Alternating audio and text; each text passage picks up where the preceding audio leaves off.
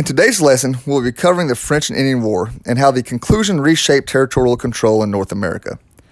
American colonists expanded their settlements. As they pushed further inland, they came into conflict with the French and Indians.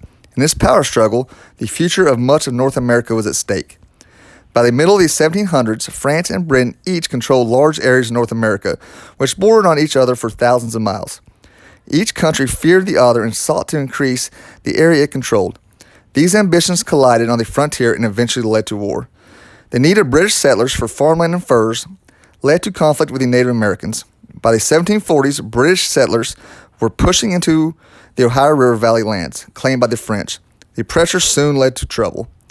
In 1753, the French began building forts to back their claim to the land between Lake Erie and the Ohio River. The governor of Virginia decided to send soldiers to order the French to leave. He chose 21-year-old surveyor in the Virginia militia, George Washington, as the leader. Washington made the dangerous journey, returning home to tell the governor that the French had rejected his warning. The next year, Washington traveled west again with orders to build a fort. Washington arrived in the region too late. The French were there already building their own fort, which they called Fort Duquesne. Learning that a party of French was looking for him, Washington decided to intercept them. His troops, along with several Indian allies, attacked and defeated the French party. Washington then retreated to an open meadow and built a small fort of his own. He called it Fort Necessity. A large French army found it and forced Washington to surrender. Then they allowed Washington and his men to return home to Virginia with the message that the French would never give up the Ohio River Valley. Expecting war to break out soon, the British government called a meeting of colonial leaders. It took place in Albany, New York. The British wanted the colonies to agree to cooperate in defending themselves against the French. The British also invited the Iroquois tribe to the meeting. They hoped to form an alliance with the Iroquois against the French. The Iroquois refused, however, to make an alliance, in part because they expected the French to defeat the British in a war. Benjamin Franklin of Pennsylvania believed the colonies had to succeed. To make that point, his newspaper, the Philadelphia Gazette, published a picture of a snake chopped into pieces with the warning, "Join or die." Franklin drew up a plan called the Albany Plan of Union. It called for a council of representatives elected by colonial assemblies. The council would have authority over Western settlements, relations with Native Americans, and other urgent matters. It also could organize armies and collect taxes to pay its expenses.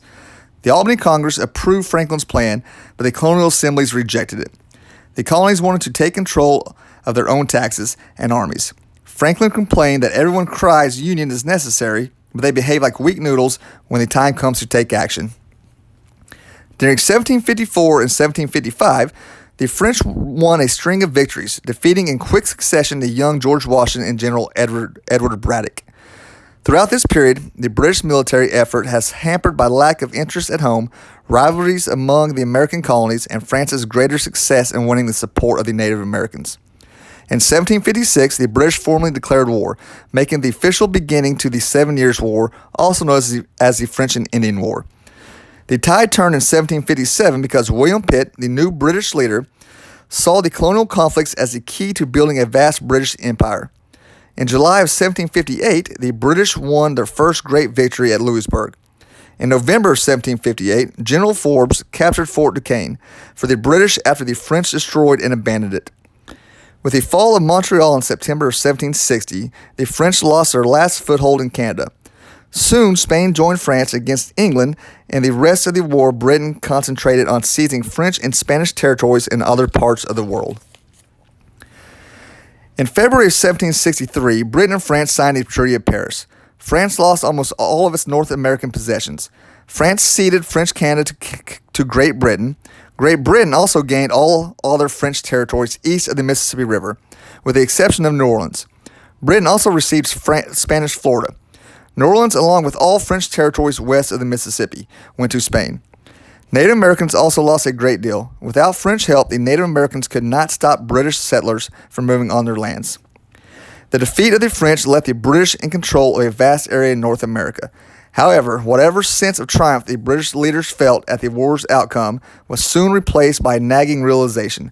The victory had substituted one set of problems for another. Britain wanted to avoid further wars with the Native Americans on the frontier. Therefore, the British government issued the Proclamation of 1763. It banned colonial settlement west of the line drawn along the Appalachian Mountains. Settlers were told they had to move to a location east of that line. The proclamation of 1763 angered many colonists who believed they had a right to reside wherever they wanted. The proclamation was widely ignored and proved impossible for the British to enforce.